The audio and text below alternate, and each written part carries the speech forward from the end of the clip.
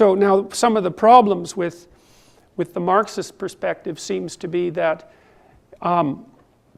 victimhood, a sense of enhanced victimhood, tends to produce an intense sense of resentment, and that's a very bad idea because resentment is a very toxic and violent emotion. It's also very ungrateful, which is one of the things I would really say about especially the radical left student types, especially at Ivy League universities. I mean, it's really quite a spectacle to see people at places like Yale come out and agitate as a consequence of the realization of their own oppression, when by any reasonable standard, current or historical, they're probably in the top 1/100%, perhaps better than that, of all the people who have ever lived anywhere, ever. And so it's really quite staggering to me that the top 0.001% can express their resentment about the top 0.0001% in such strident terms without noticing that exactly the same claims of privilege apply to them all you have to do is transform the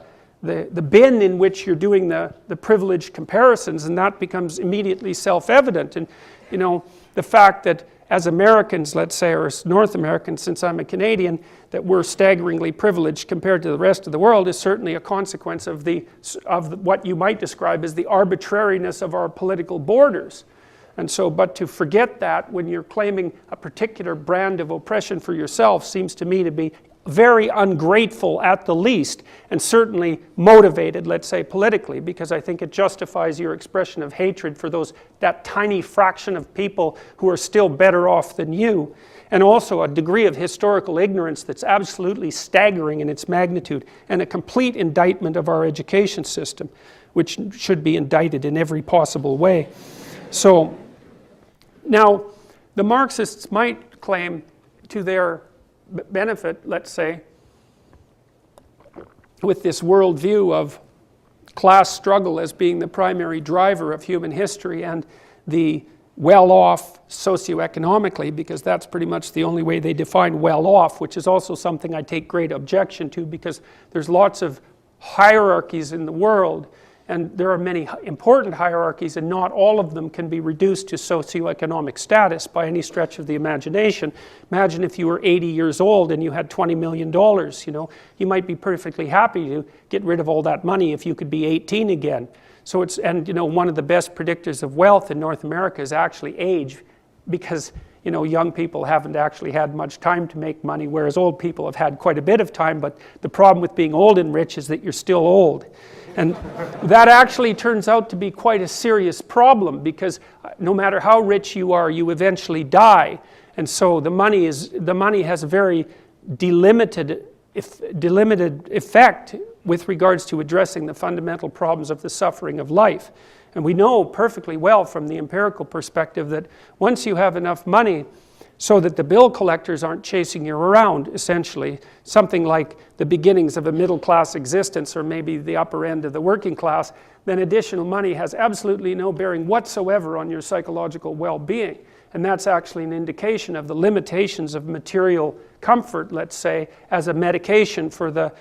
suffering that's attendant on life. It's another thing that's very weak about the Marxists, and I think very interestingly contradictory, because they're very anti-capital in their structure, but they're so damn materialistic that it's absolutely mind-boggling, because the Marxists are actually more convinced that money is useful than most capitalists, as far as I can tell, because they believe that money is in fact the solution to all life's problems. The problem is that just the right people don't have the money. And I think that's a staggeringly naive perspective, because there's many problems in life that money just cannot solve, and there's a fair number of them that it actually makes worse. So anyways, having said all that, you could also still make the case. I used to work for a socialist party in Canada when I was a kid, about the time I was 14 till the time I was about 17, before I figured out what was wrong, not so much with socialism per se, but with ideology per se. And I actually admired the socialist leaders that I had the fortune to be introduced to, because at that point they were very much voice for the working class, a lot of union leaders and people like that, so they're classic democratic socialists on the labor end of the distribution. And it's absolutely necessary for labor and the working class to have a political voice, something the Democrats might keep in mind. So, and maybe they wouldn't lose their elections quite so frequently. No, I really think it's appalling, because it's necessary for the working class to have a political voice. So, and to have that transformed into identity politics is a real catastrophe. Anyways, I think that the people that I met, many of them were genuinely concerned with the problems of the working class, and more power to them. And so I think there are people on the left who genuinely are trying to make a difference for people who could use a fair shot at opportunity in life. But at the same time, I noticed that a tremendous number of especially the lower end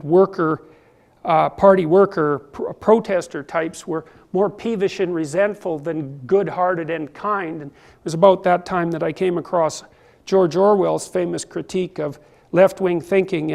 in the UK in a book called Road to Wigan Pier, where he basically made the claim that the socialists that he knew, especially the middle-class ones, didn't give a damn about the poor, they just hated the rich. And that is something worth thinking about for a very long period of time, because hatred actually turns out to be a very powerful motivation. And if you think about the sorts of things that happened in the Soviet Union and all these places that were supposed to be workers' paradises, if you look at the outcome and you had to infer whether it was goodness of heart and kind-heartedness and care for the working man that produced the genocides, or outright bitter resentment and hatred, it's a lot easier to draw a causal path from the negative emotion to the outcome than from the positive, kind-hearted benevolence to the outcome. You just don't get gulags out of benevolence. That's just not how it works. So I think the bloody historical evidence is clear, although I have read the most convoluted, pathological, pathetic, twisted rationalizations of what happened, say, in Stalinist Russia that you could possibly manufacture. It's as if a stack of corpses that would reach halfway to the moon isn't enough evidence for the pathology of a certain form of belief. So, well, some people can't be convinced by anyone's death but their own, I suppose.